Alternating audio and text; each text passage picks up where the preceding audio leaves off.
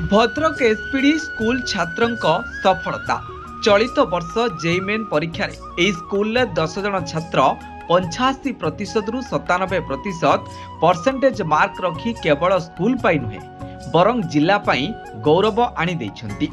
सेमानंक मध्यरु सर्वाधिक 5 जन 90 रु 97% एवं अन्य 5 जन 85 रु 90% परसेंटेज मार्क रखी सफलता पाइछंती।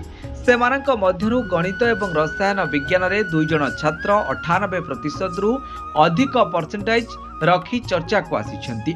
ए अवसर में विद्यालय पक्षरु कृति छात्र मानक उद्देश्य रे एक संवर्धना सभा अनुष्ठित होइतिला।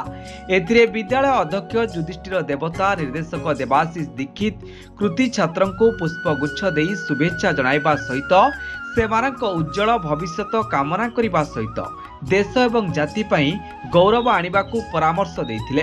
एही संवर्धना सभारे स्कूल छात्र छात्री अभिभावक एवं विद्यालय शिक्षक शिक्षयित्री जोग दे कृति छात्रंको उत्साहित करथिले। जो जेई मेन 1 एग्जाम आमर पिला माने जो सफलता आनिचंती निश्चित ये विद्यालय पई एवं आम भद्रक पई गर्वर विषय। प्रथमे आम अनुष्ठान समस्त शिक्षक शिक्षिका एवं सबु कर्मचारी तरफर मो पिला माननको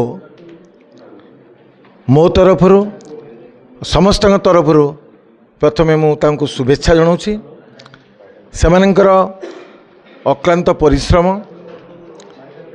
दृढ़ निष्ठा एवं आत्मविश्वास सेमानंकु एही स्तर रे आज पहुँचे।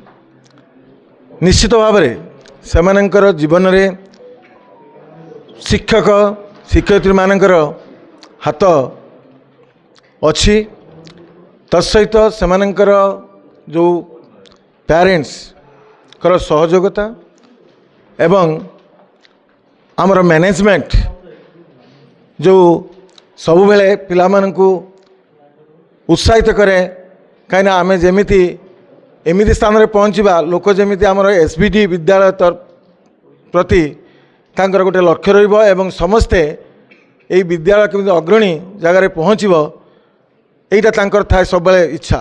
जहा हो आमे समस्ते बहुत खुशी एई पिला मानक पई कारण एई पिला माने आज जो 9 जन पिला जो परसेंटाइल मार्क रखिछन्ती जेई मेन 1 ले मु आम समस्त तरफर आउ थे से धन्यवाद जनइबी एवं तत्सहित मु भगवान पाखे प्रार्थना करी से माने जेई मेन 2 रे बहुत भल करंतु एवं तापरे जेई मेन एडवांस रे से माने भी भल करंतु।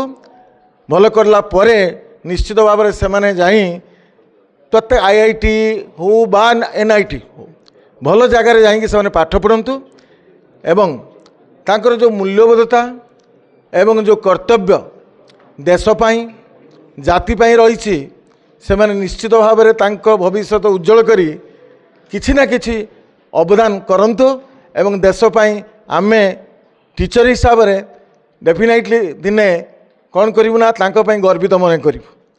धन्यवाद। Bureau report Odisha 11 news.